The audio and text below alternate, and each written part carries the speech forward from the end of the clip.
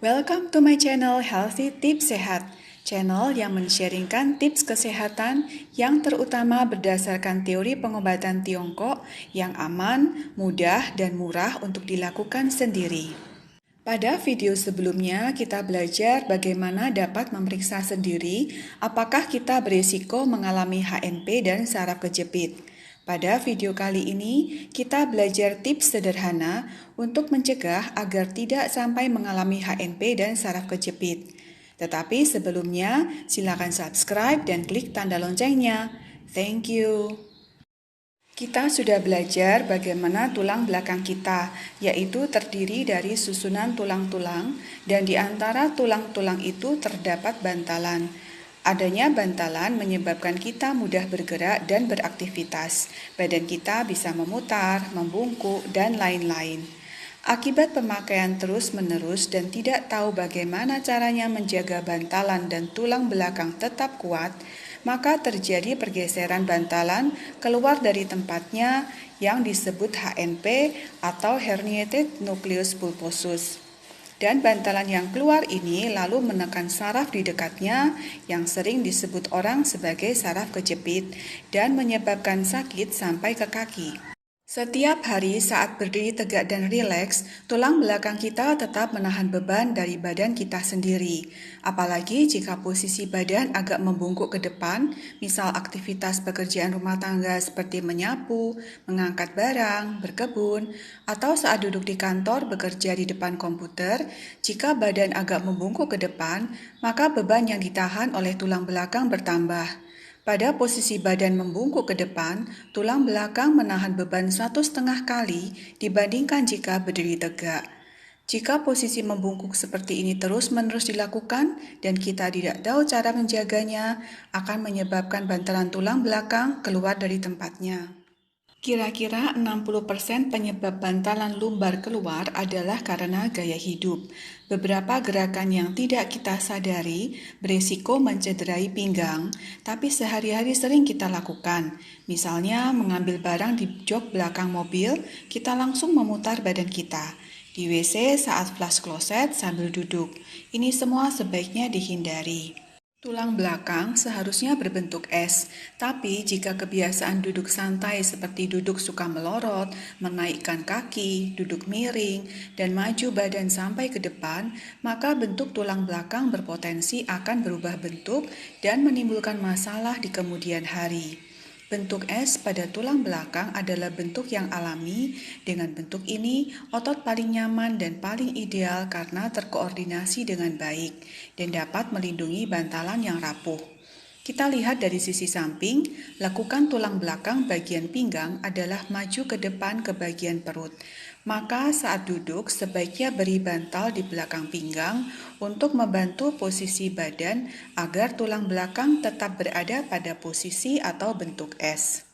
Ini adalah cara pertama mencegah terjadi HNP dan saraf kejepit. Duduklah dengan sikap yang benar yang dapat menjaga bantalan lumbar dan tulang belakang. Beri bantal di belakang pinggang Anda. Cara lain untuk menjaga bantalan lumbar bagaimana? Di video lalu dijelaskan tentang seorang buruh tambang mengalami kecelakaan yang menghancurkan pinggangnya. Pria buruh tambang ini tidak saja cepat pulih, tidak seperti yang akan terjadi pada sebagian besar orang yang mengalami kecelakaan serupa, tapi juga pria ini tidak mengalami kelumpuhan. Penyebabnya adalah karena otot sekitar pinggang pria ini sangat kuat. Jadi, cara kedua untuk menjaga agar terhindar dari risiko HNP dan saraf kejepit adalah menguatkan otot sekitar pinggang. Anda bisa melakukan gerakan seperti yang kita lakukan saat memeriksa kekuatan otot. Lakukan sehari 5-10 set, masing-masing 30 detik. Telungkup di lantai atau permukaan yang keras. Panjangkan badan, seolah-olah kepala dan kaki ditarik ke arah yang berlawanan. Nanti kita akan lakukan gerakan seperti ini. Mengangkat badan dan diam di posisi ini selama 30 detik. Untuk Anda yang ingin melakukan bersama-sama, silakan pause dulu video ini untuk mempersiapkan diri terlebih dahulu. Oke, kalau sudah siap, mari kita mulai. Letakkan tangan di bawah tulang panggul untuk merasakan tekanan antara tulang panggul dan alas tidak berubah. Lalu tekan tangan ke arah kaki, panjangkan badan. Kunci perut selama melakukan gerakan ini untuk mengamankan otot pinggang Anda. Oke, tarik nafas, angkat badan. Kepala, leher, lurus menerus dari punggung. Usahakan untuk selalu ingat bahwa badan harus diregangkan, kepala dan kaki seolah ditarik ke arah yang berlawanan. Kita mulai. 1, 2, 3, 4, 5, 6, 7, 8, 9, 10, 11, 12, 13, 14, 15, 16, 17, 18, 19, 20, 21, 22, 23, 24, 25, 26, 27, 28, 29, 30. Anda bisa meletakkan kembali badan dan kepala Anda. Gerakan ini bisa Anda lakukan sebagai salah satu latihan untuk menguatkan otot-otot sekitar tulang belakang bagian pinggang atau lumbar Anda. Lakukan selama 5-10 kali setiap hari. Tidak perlu terlalu lama setiap kalinya, cukup lakukan selama 30 detik. Ini cukup untuk melatih otot sekitar tulang belakang pinggang untuk menjadi kuat dan melindungi tulang belakang terutama bagian pinggang saat melakukan aktivitas sehari-hari. Satu tips yang bisa Anda terapkan adalah saat melakukan pekerjaan sehari-hari seperti memasak di dapur, mengepel di lantai. Saat pandemi ini mungkin sering belanja online, harus mengangkat barang yang cukup berat, dan pekerjaan-pekerjaan lain di kantor, misalkan duduk terlalu lama, lakukan demikian.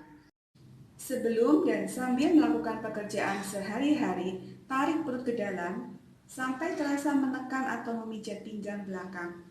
Tarik perineum ke atas atau sekitar organ vital Anda, kunci terus dalam posisi ini.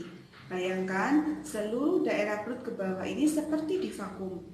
Seringkali ketika ada masalah dengan pinggang, dokter menyarankan untuk memakai korset untuk melindungi tulang belakang pasien.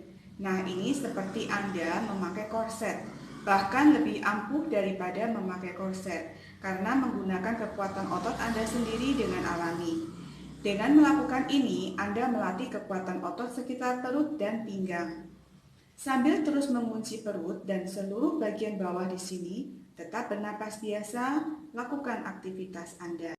Kalau sampai terlanjur terkena HNP dan saraf kejepit, bagaimana mengatasinya?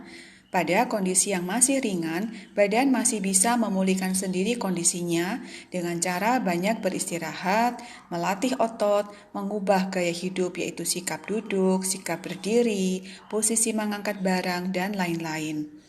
Untuk kondisi yang lebih berat, kita perlu bantuan dari luar, fisioterapi, pemanasan misalnya. Dalam pengobatan Tiongkok dikenal pemijatan atau acupressure, moksibusi, dan akupunktur. Namun, jika kondisi sangat berat seperti tidak lagi bisa mengontrol buang air, mungkin harus diambil tindakan operasi. Operasi pada zaman sekarang memang sangat maju, tetapi tentu akan jauh lebih baik jika kita bisa menjaga kesehatan hingga tidak mengalami sakit. Mari melatih otot sekitar pinggang dan kor, menjaga sikap yang benar saat duduk, berdiri, dan melakukan aktivitas. Tips terakhir, sering-seringlah ngulet atau mulet dalam bahasa Jawa, yaitu meregangkan tubuh. Sesuatu yang sederhana dan sudah sering kita lakukan saat bangun tidur. Saat duduk lama, badan terasa pegal. Gerakan sederhana ini meningkatkan pasokan oksigen serta meregangkan otot dan tulang belakang. Dengan menarik tulang belakang, Anda memberi ruang kepada bantalan lumbar untuk kembali pada posisi normalnya.